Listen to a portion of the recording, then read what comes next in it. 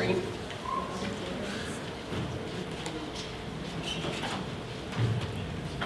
Team Echo, you will have 20 minutes to present your solution to the judges. You will be given a warning when 5 and 2 minutes remain. After 20 minutes, the presentation will be stopped immediately. No information will be considered after 20 minutes. Following your presentation, there will be a 10-minute question and answer.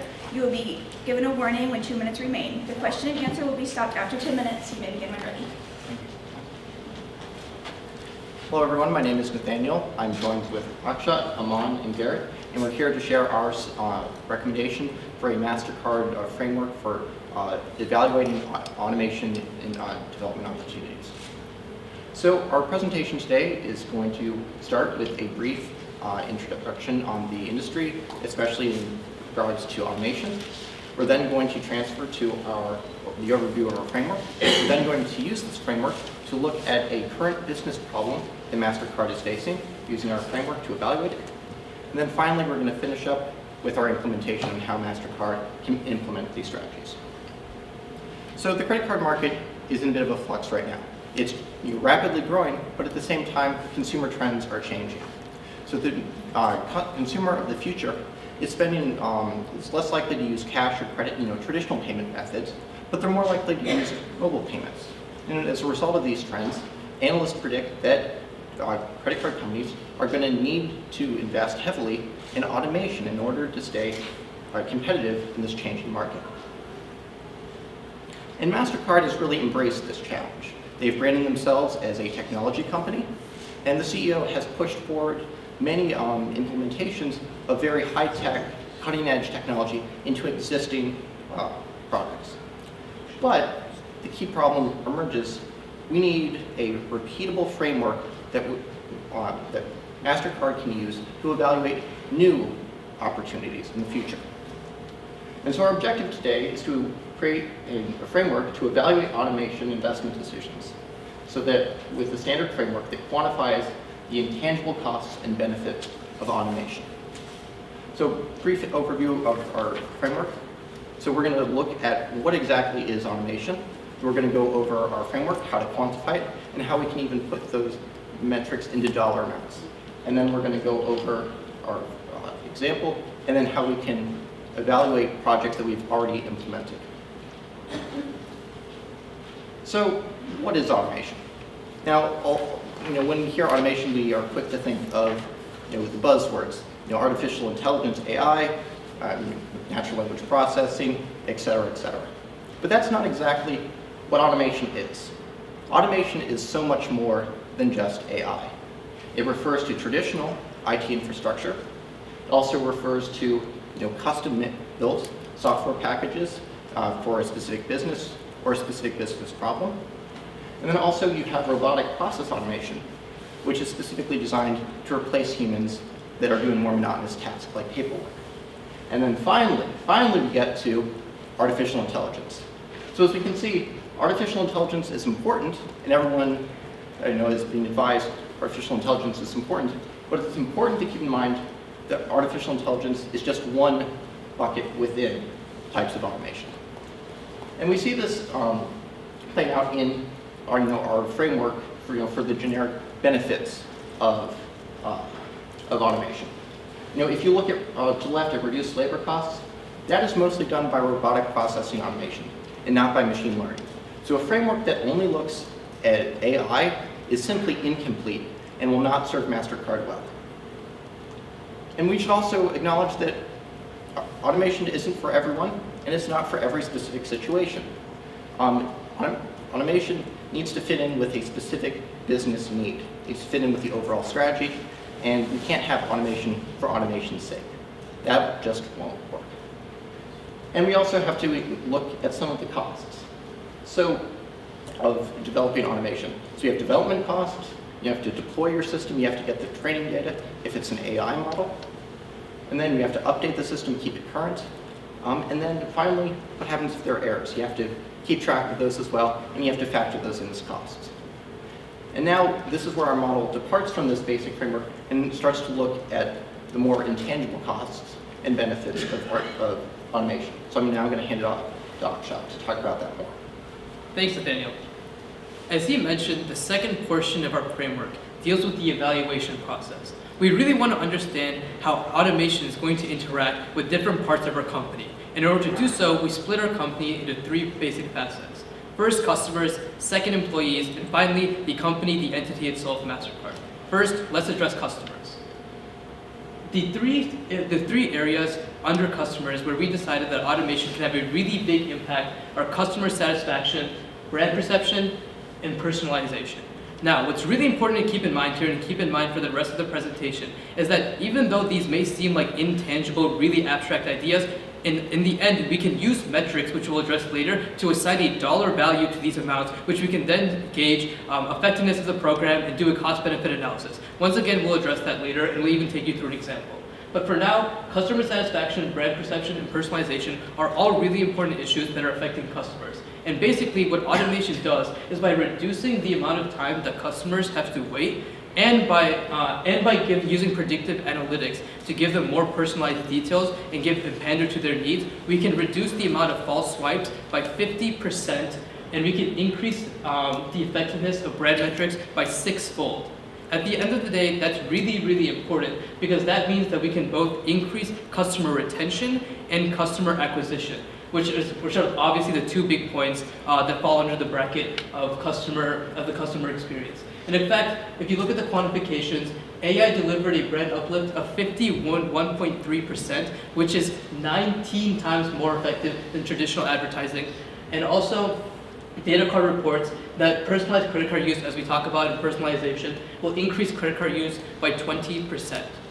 The metrics by which we hope to measure these effects from automation that we would implement would be through these listed above, which are customer retention, referrals, NPS, the raw increase in the amount of consumers that we get, requests for new features, and its usage. After customers, we also have to analyze the impacts on employees. And the 3 segments that we chose under employees that automation definitely interacts with are job engagement, employee satisfaction, and time saved. Essentially, by getting rid of the monotonous and redundant tasks that employees don't like to do, automation can free up time for them to work on more valuable labor and also help them feel more purposeful and motivated at work.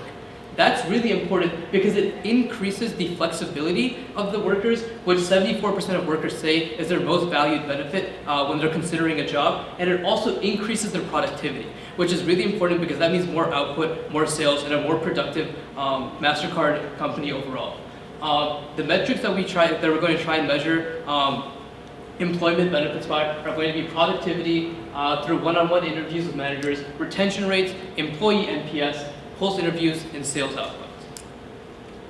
And then the final component is going to be the company itself. So we want to see what happens to Mastercard as a brand outside of just the demand and supply side. And the 3 really important subpoints here are company reputation, integration within existing systems, and agility, or how fast we can react to the changing market. And this is really, really critical to understanding where Mastercard is going in the future, because their president, Ajay Bala, recently came out and said that he wants to brand Mastercard as a technology company, which means that a push towards automation, a push towards artificial intelligence is going to be critical in developing technologies, or developing their reputation as what they want to be seen as in the future. And in addition, he also came out and said that collecting high-quality data is the biggest challenge facing automation in Mastercard, meaning if we can solve that root issue, we can go ahead and make Mastercard a more productive company for the future. And we're going to try and measure these effects using metrics like web traffic, the time needed to assemble data, and the time needed to assemble new features and new projects stemming from automation insights. And now to talk a little bit about how to use these metrics effectively and take us through a case study is Aman. Thank you. So let's pause for a second and think about what we've talked about so far. We've established a framework talking about 3 core tenets. We've talked about the customer, we've talked about the company, and we've talked about the employees. Now this isn't necessarily all encompassing, and we'll get into that in just a second. But really what we've done is we've then dug into each of those 3 tenets. We've talked about how exactly are we going to impact each of these groups? How are we going to maintain, grow, retain relationships with these people? And so that begs the question, though. Mastercard's not a company that deals in one-dimensional business problems. They have multifaceted, complex issues. None of the problems are going to affect just the company, or just the employees, or just the customers themselves. So really it comes into a question of how exactly we're going to prioritize the 3 of these when we're working with them together. And that's coming down to quantifying each and every one of the metrics we're coming into dealing with. So really, we're talking about taking numbers like customer engagement, we're talking about taking numbers like employee satisfaction, and really turning those into dollar amounts. So first I want to talk about how we took these 3 tenets and why we picked these specifically. Now we could have gone with anything, right? We could have done a 2-dimensional weighted matrix, and through that we could have analyzed the full universe of possibilities that Mastercard could have employed for AI strategies. But the reality is that that's not really flexible. AI is changing, analytics, automation is changing. What it looks like now is not what it's going to look like in 5 to 10 years. It's just continuing to advance repeatedly. And so we wanted a framework that allowed us to have absolute flexibility. And so there were some things we considered, but we ultimately opted to remove. So first of these would be, for example, the shareholder analysis. Now you think, people who own shares in a company, they're owners. Are they not absolutely key to get their input? And the reality is, yes, but they're also thinking from much more short-term perspective, quarterly basis, right? They're looking for the earnings. But the reality of the matter is AI investments, automation investments, these aren't something that we can think about in 3-month increments. We think about the implications 5, 10, 15 years down the road. So a sunk cost or something that might be appearing as a loss in quarter 1 might be the reason the company is performing out of the world next year. So that's why we didn't want to have that short-term relationship. And we wanted to think about prioritizing the longer-term relationships with the employees, the customers, and the company itself. And so that's the things that we couldn't just sacrifice. Now the next thing we also considered talking about was simply the competitive landscape. But the reality is, once more, while you need to understand what your competitors are doing from a strategic perspective, this is an IT problem. It really does not apply in the same way. Now let's give you an example for it. So we can take, for example, a company that's using AWS, Amazon's Web Services, and they're running, for example, a random cut forest. And this is going to be used for anomaly detection, for example. Now I am using Microsoft's Azure service. This means I can't use Amazon's proprietary algorithms. Does that matter? No, because I can detect algorithms in the very same way, or anomalies in the same way. I don't need to switch my entire IT infrastructure. So we shouldn't be mimicking employees in their IT implementation. We should be looking at what they're doing strategically, but understanding that the infrastructure of one company and the other don't necessarily match. So now I want to talk a little bit about,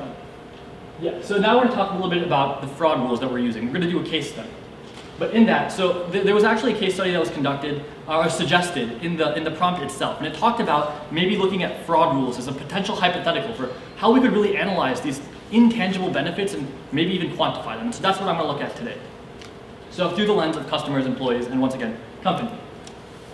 So there's a couple ways to look at this, and we picked a number of different metrics. Some of these appear very easy to convert to a dollar value. So for customer retention rates, there are very clear metrics that can be used and to convert that into a dollar value. And we do that later on, and we can talk about the calculation afterwards. But the idea is any of these calculations can be converted into dollar value. Now, some of them may appear, for example, like the number of features offered to consumers. Like we care about the personalization very much, but how exactly do we turn that into a dollar value? And so the idea is we can use machine learning just to build a model out of the features and predict things like customer churn, customer acquisition, customer retention. Now there's actually multi-billion-dollar companies publicly traded that do just this. Gainsight's an example. It came out of St. Louis, actually. And so the idea is we are going to be able to take these very simple matrices. We're going to be able to have very simple labels or features. And we're going to be able to take things like the number of features and predict how important they are to customers. We can assign quantitative weights, and we know the exact importance of every single parameter that goes into this model. We know how much it matters, how many features we're offering to these customers, when they're not just picking up the phone, and they can change their fraud systems just through their phone, rather than calling somebody every single time they need to do this. We're giving them that flexibility, and through machine learning models, whether it's just linear regression or classification, etc., we can actually assign parameter values and convert those into dollars eventually. Now another lens we can look at this through is employees. So what really matters to employees? Again, there's very simple things that we can convert, like their engagement. How exactly does that affect, retention, for example? Retraining costs can be, absolutely deadly to a company's bottom line growth. But here, if we're increasing engagement by focusing on, taking away the more monotonous tasks that make their work feel less meaningful, then we're going to see major upside turnout from that. And lastly, the company.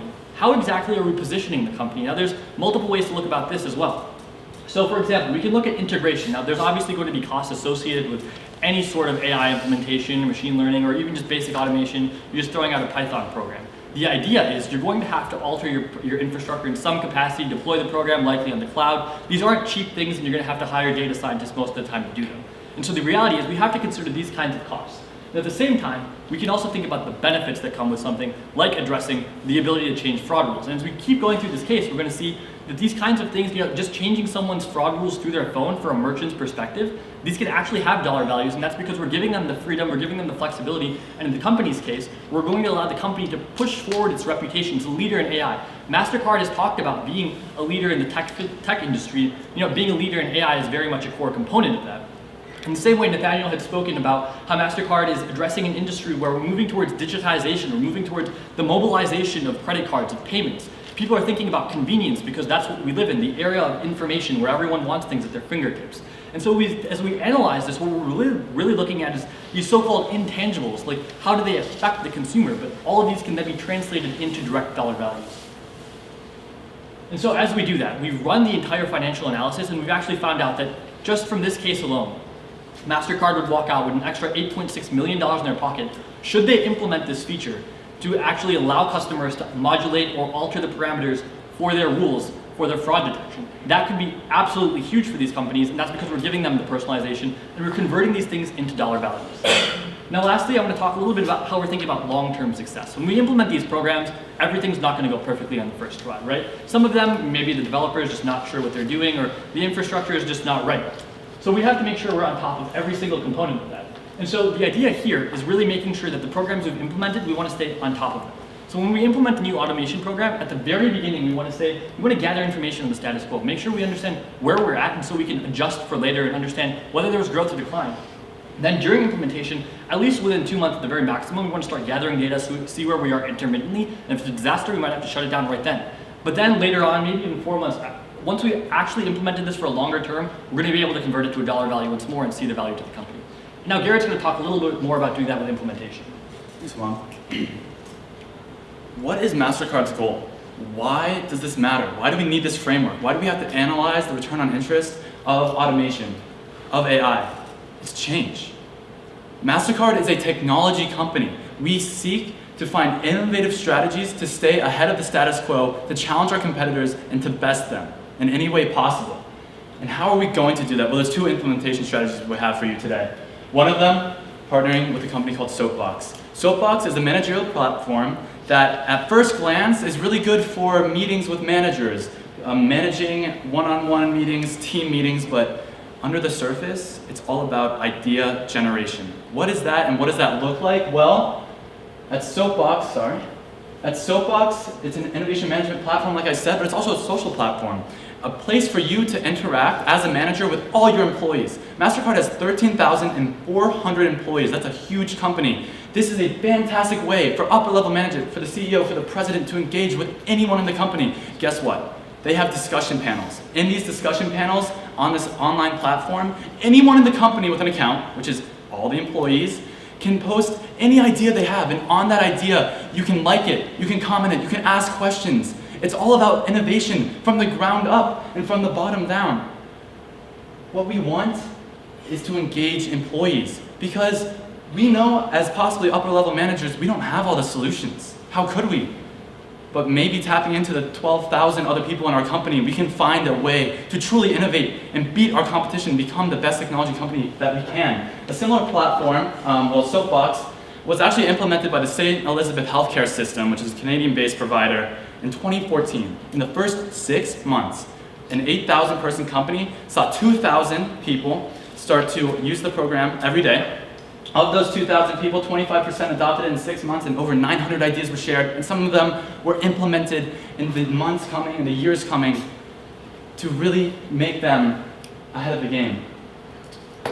So, another way we do this, another implementation, is multidisciplinary automation committee. This is where the change happens. We are bringing individuals from every single facility and department across MasterCard together 1 day a week, every week, to discuss the solutions that will take MasterCard to the next level. What does this mean? This means improved communication. We will be able to develop and innovate more products that will bring together people of diverse perspectives, backgrounds, educations, to really build something extravagant. We will increase momentum for change. People will be inspired by each other, by the ideas they're having, to really drive something unique. We will provide higher quality by simply having a breadth of opinion. And we will always strive for continuous improvement. These meetings will be every week, let me reiterate that. And what we're looking at is day 0, this has to come from the C-suite down. We need full engagement from everyone involved, from the higher level, in order to drive engagement, and it's a 4-month process. What we're looking at here is another 4-month process here, for our implementation of our framework. And essentially what we're doing is we're engaging with our employees. One, we're innovating with our framework and our MAC, and we're analyzing, constantly iterating everything we can do to constantly be better than our competition. And lastly, we know we have some extravagant ideas here, and we want to kind of bring this down to reality. We understand that there are speed bumps, there are some barriers. One of them being speed of implementation. We are a huge company. There's some bureaucracy involved. And also, we acknowledge that we haven't hit all the players. There's issuers, there's acquirers. Those can actually be brought on to our platform, Soapbox.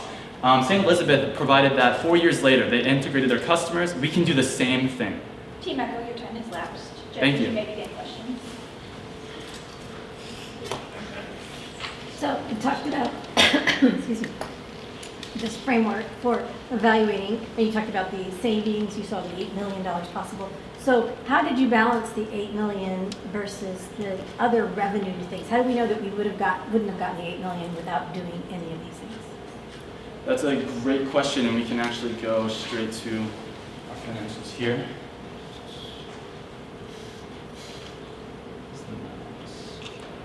So while he's doing that, the idea was really that we're trying to isolate the cause. So there's going to be a clear causal effect of increasing employee engagement. So we tried to quantify that by saying there's going to be an X% increase in interaction with this component of the company. Mm-hmm.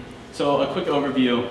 Basically, what we started with is that the fact that Mastercard worldwide has 650 million cards. We assumed that across the world, now of course in other countries this rate may be higher, but an average of 11 transactions per month per credit card. Average cost per transaction was an American unit of $75. And then an average card fee kind of ranges for Mastercard from 1.5 to about 2.2. We just took kind of like a nice happy middle ground at 1.7. And then, like we said before, like Akshat said before, personalization for credit cards can increase use by 20%. But we understand that this was dealing with fraud, this is kind of a niche issue, so we took that down to 0.1%, which we think is totally reasonable given the data card data given before. So average revenue gain from 95% accuracy of fraud rules, we're assuming that there'll still be some bumps in the road, some iteration needed for these automated processes. We came at $8.6 million. I'd also like to add that for our Soapbox implementation, we would see revenue gains based on these intangibles upwards of $60 million, and we can also dive into that if you'd like. Out of curiosity, how did you arrive at an average cost per transaction at $75? That was given by a source that... Yes, that's statistic.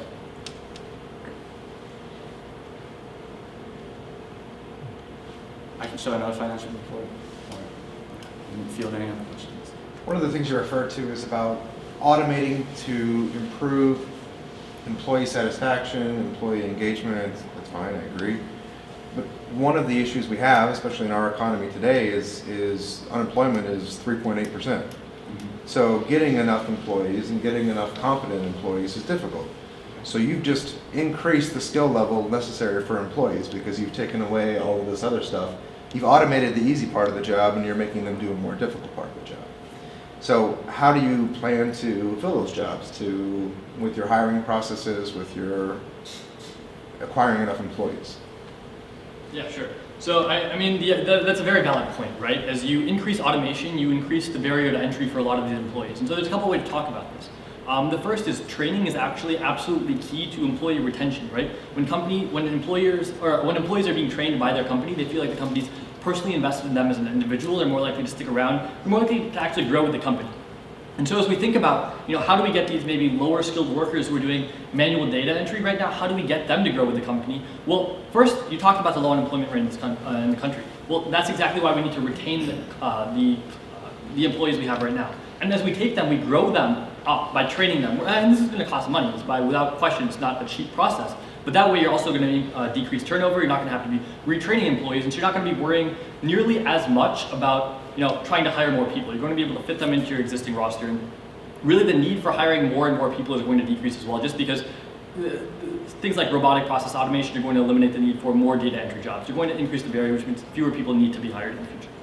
And where's the training cost and the increased salary cost of employees accounted for in your financials? Well, that very much depends on the situation, right? So for example, when this example that we spoke about was an example taken straight out of the case. And the case had suggested that we talk about dealing with fraud rules for merchants. Now, that's not something we're necessarily need to be retraining anyone. We're actually building an app that's entirely on the data scientist side. We're not eliminating someone's job or eliminating the need to do data entry. This is actually only going to be done by skilled workers as is, because it's going to be building out of an existing infrastructure, which is an app or some platform. So we don't need to worry about those employees for the calculations we did with this case.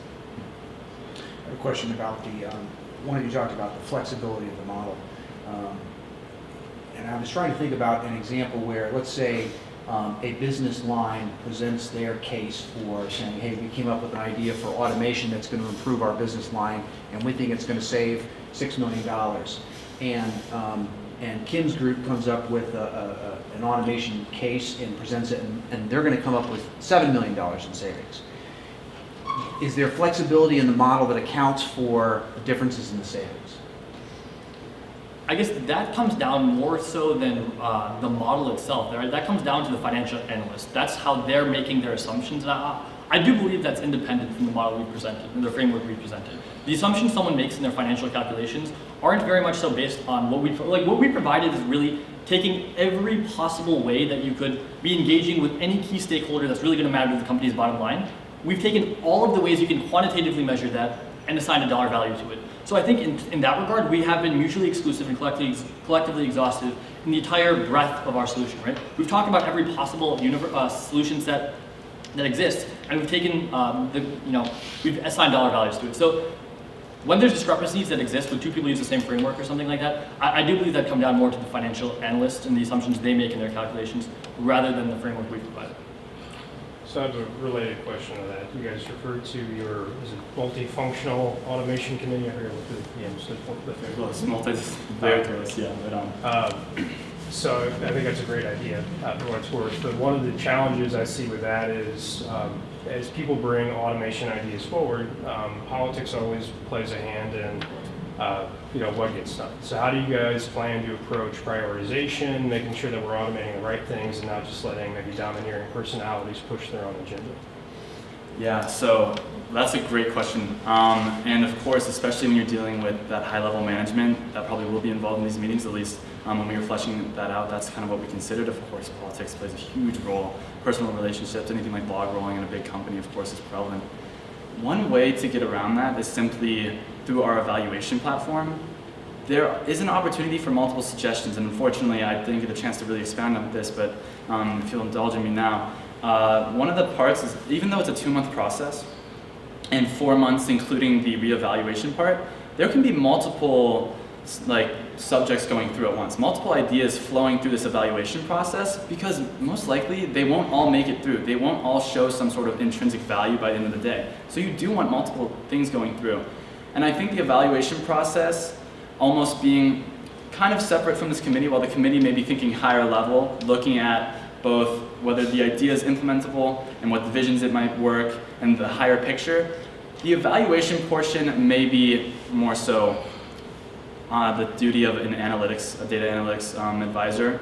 And in that essence, hopefully we can kind of soothe the waters of kind of anything like button pushing or anything like that. But of course, that is almost an intangible that goes with it. You talked about loyalty, brand, perception, and personalization as part of your framework for evaluating, in this case, the fraud. Would that same 3 lenses for the benefit to the company apply for any other kind of automation outside of the fraud space? Oh, absolutely. The idea of Soapbox, as it was initiated in my education with St. Elizabeth, is that it was really an open platform for anyone with any idea to have their voice heard, which is truly incredible. And it's really impactful when you don't have that clear line of communication with these upper level managers in an organization as big as, in this case, Mastercard, with such a structured hierarchy already. So it allows for some flexibility between lines, some intercommunication, and hopefully the evolution of some really truly wonderful ideas. Fraud was simply mentioned because it was specifically talked about in the beginning of this case, so we thought we'd bring it up as a wonderful way to show off how our framework is actually implemented. And just to follow up with that, I mean, the ideas are pretty much endless, right? If you want to talk about personalization or dealing on a more personal basis with customers, retaining them, one of the biggest things in the industry right now is rewards, right? We've seen millennials are actually gravitating more towards using fewer credit cards, but they're actually using way more rewards than the generations that came before them. But as long as we're capitalizing on that, if we understand the demographics and we understand what drives them, we can very much take advantage of these things and really understand how we can target these millennials with personalization, what kind of rewards matter to people this age, what kind of rewards matter to people who live in this area, et cetera. And so we can take that personalization and really understand what drives the consumer and fully interact with them and engage with them on a deeper level through that. So I guess I have one more. So in my experience, one of the things that's often underappreciated with automation is the cost of change and the cost of maintenance. Can you guys talk to how you factor that into your analysis and your recommendation? Yeah, so I think one of the biggest things we acknowledge, so one way we tried to talk about this is inconsistency. And so we talked about, in that calculation, we included the cost of redeveloping your model understructure, and just inaccuracies with your model. Obviously, when you're making predictive analytics, your predictions aren't going to be 100%, or you're probably doing something wrong. So the idea is, understanding there's liabilities associated with the model you've built, but also that the model you've built was never perfect, and so you have to keep iterating upon it, you have to keep retraining it and updating it. So that's where we got the 455,000 The question as and well. answer session has now ended. Team Echo, thank you for your presentation. You can follow me to the exit. Thank you.